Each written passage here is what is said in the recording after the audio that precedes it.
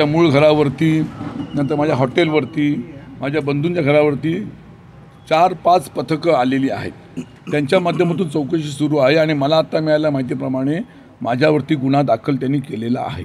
एक गोष्ट दुर्दैवाची आहे, सांगू इच्छितो आपल्याला की माझ्यावरती गुन्हा दाखल करा, कारण मी एक लोकप्रतिनिधी आहे.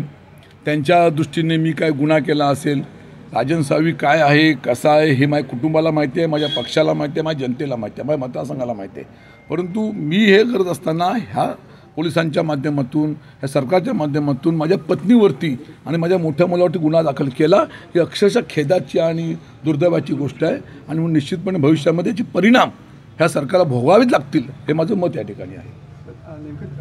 अधिकाऱ्यांनी काय काय प्रश्न विचारले किंवा काय नाही, अजून चौकशी चालू आहे. माझं कुठे त्यांनी अजून स्टेटमेंट घेतलं नाही आहे, माझ्या कुटुंबाचं घेतलं नाही आहे. चौकशीच्या आधारे पुढे आता ते माझ्याकडनं माहिती घेतील असं मला वाटतं. पक्षप्रमुख उद्धव ठाकरेंनी आपल्याला काय विचारणा वगैरे केली आहे? हो, शिवसेना पक्षप्रमुख उद्धव ठाकरे सतत माझ्या पाठीशी उभे राहिलेले आहे. आणि हे जेव्हा समजल्यानंतर तातडीने मला शिवसेना पक्षप्रमुख उद्धव साहेबांचा मोबाईलद्वारे मला फोन आला आणि विचारपूस केली आणि बोले, राजन तुझ्या पाठीची संपूर्ण शिवसेना, संपूर्ण महाराष्ट्र आहे, हे त्यांनी मला सांगितल्याचा मला अभिमान निश्चितपणे या ठिकाणी आहे. साहेब, आपल्यावर गुन्हा दाखल झाला आहे, आता गुन्हा दाखल झाला म्हटल्यानंतर अटक होणारच आहे, पण त्या अटकेला आम्ही घाबरत नाही. अटकेला घाबरणारा हा बाळासाहेबांचा सैनिक नक्कीच नाही, लक्षात ठेवा. 118% अधिक संपत्ती जमा केली. आता मलाच प्रश्न पडला आहे की तिथं 118% जादा संपत्ती माझ्याकडे आहे. आता आमच्यावरती एवढं कर्ज आहे, ते कर्ज फेडण्यासाठी त्यांच्याकडे पैसे मागतो आता सरकारकडे आणि आपल्याकडे, ते तर पडतील. पण एवढं जरा निर्धास्तपणे बोलताय, काय त्या एवढं एकदम शांत आहात तुम्ही. शांतता आतापर्यंत कधी मी घाबरलेला नाही. आतापर्यंत शिवसेनेच्या आंदोलनामधून मी उभा राहिलेला कार्यकर्ता आहे. ते मला काही नवीन नाही आहे आणि मला माहिती होतं की ह्या घटना घडणार आहेत. तर माहिती म्हणून सांगतो की ACP अधिकाऱ्यांची जी पावलं रत्नागिरीमध्ये पडत होती त्याची इत्थंभूत माहिती माझ्यापर्यंत पोचत होती.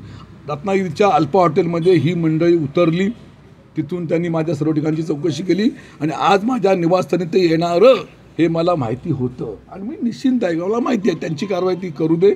माझा विश्वास माझ्या जनतेवरती आणि माझ्या बाळासाहेब ठाकरे आणि उद्धव साहेबांवरती आहे. सर, आजचा गुन्हा दाखल झाला आहे, त्याच्यामध्ये तुमची पत्नी असेल किंवा मुलगा यांच्यावरही दाखल झालेला, काय सांगाल? हीच दुर्दैवाची गोष्ट आहे. मी आज यात लोकप्रतिनिधी आहे, माझ्याकडनं तुमच्या दृष्टीने काय चुकीचं घडलं असेल की मी शिंदे गटामध्ये आलो नसेल, त्यांच्याबरोबर गेलो नसेल म्हणून माझ्यावरती राग काढला असेल तर माझ्यावरती तुम्ही गुन्हा दाखल करा, अटक करा, मला जेलमध्ये घेऊन जायला काही करा. पण माझ्या पत्नीला आणि माझ्या मुलाला आज ज्या पद्धतीने तुम्ही गुन्हा दाखल करताय हे साफ चुकीचं आहे. तुम्हाला जनता आणि आम्ही सोडणार नाही, ही आमची भूमिका आहे. कुठेतरी दबावतंत्र वापरण्याचा प्रयत्न केला जातो, हे काय सांगायला पाहिजे. शिंदे गटामध्ये आम्ही जात नाही म्हणून दबाव गटामध्ये दबावाला आम्ही भीक घालत नाही. पण हे असे आम्ही लेचेपेचे सैनिक नाही, बाळासाहेबांचे सैनिक आहोत, लक्षात ठेवा. याची काळजी करू नका तुम्ही.